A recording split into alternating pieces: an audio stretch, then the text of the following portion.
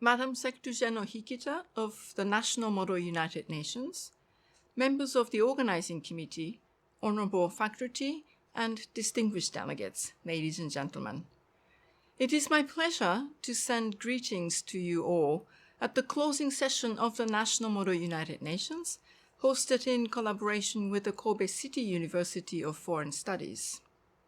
First, congratulations on your discussions that have taken place over the past week.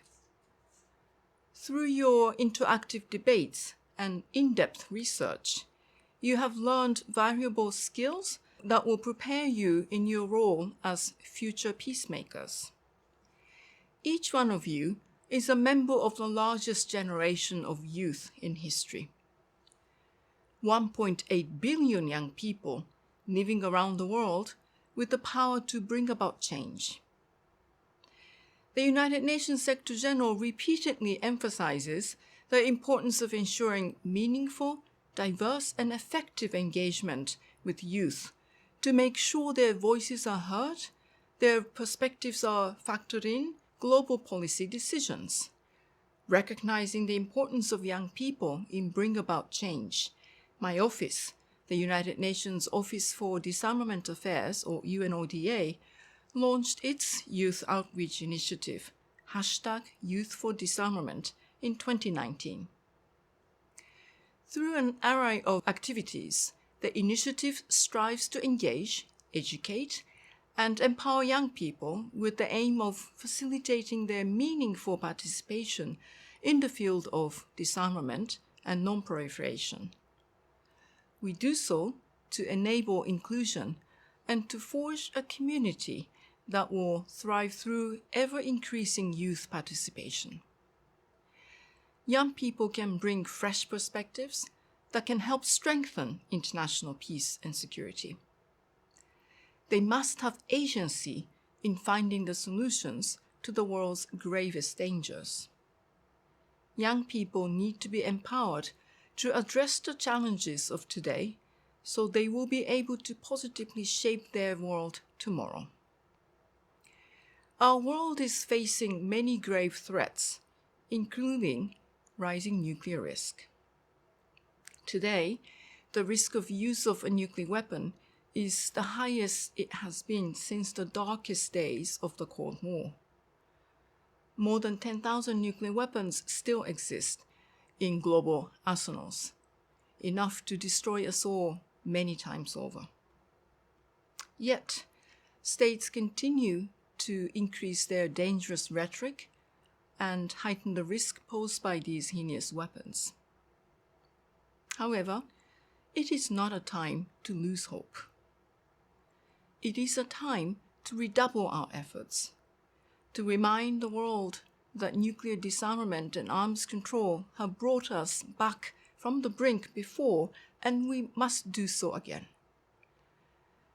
For years, we relied on the Treaty on the Non-Proliferation of Nuclear Weapons, or NPT, as the cornerstone of the disarmament and non-proliferation and the bulwark against nuclear war.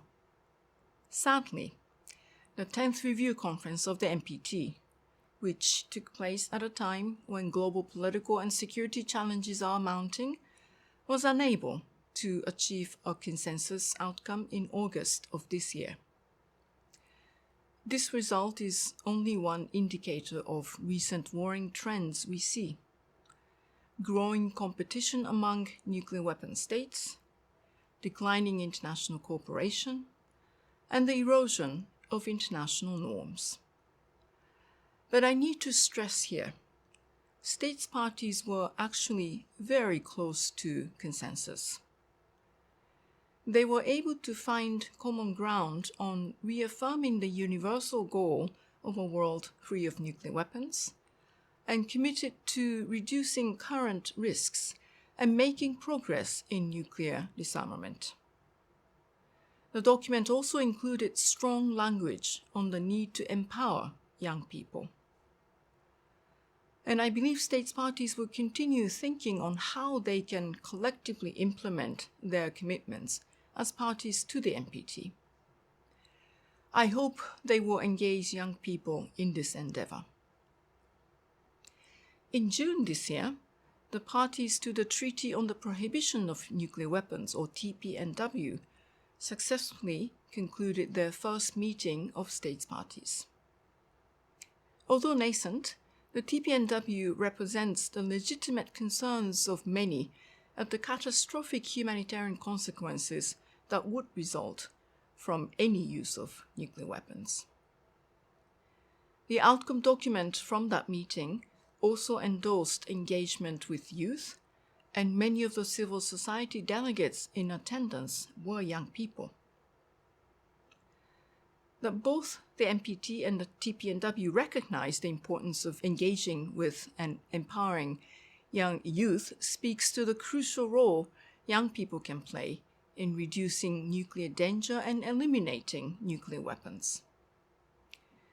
I want to conclude by emphasizing that, far from being some utopian dream or niche subject, disarmament, arms control, and non-proliferation are security measures.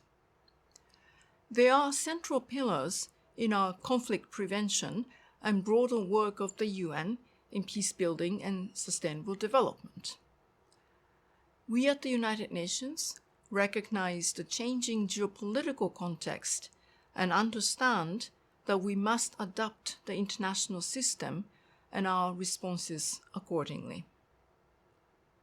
With this in mind, last year, Secretary General Antonio Guterres announced his intention to put together a new agenda for peace, with disarmament at the core. This will require, among other things, a new vision for disarmament, one that takes into account and has the flexibility to adapt to rapidly evolving international context. It should seek to guarantee human, national, and international security, including through stronger commitments for the non-use of nuclear weapons and a time frame for their elimination. It should also include the regulation of new weapons of technology, commitments to reduce excessive military budgets, and ensure adequate social spending, and a stronger link between disarmament and development opportunities. This should help us move away from the reliance on weapons and towards an investment in diplomacy and dialogue.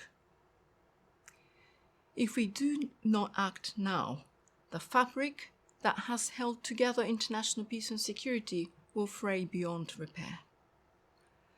We will see more arms races, more spending on weapons and conflict, more poverty and inequality, less investment in peace and development, and more human suffering.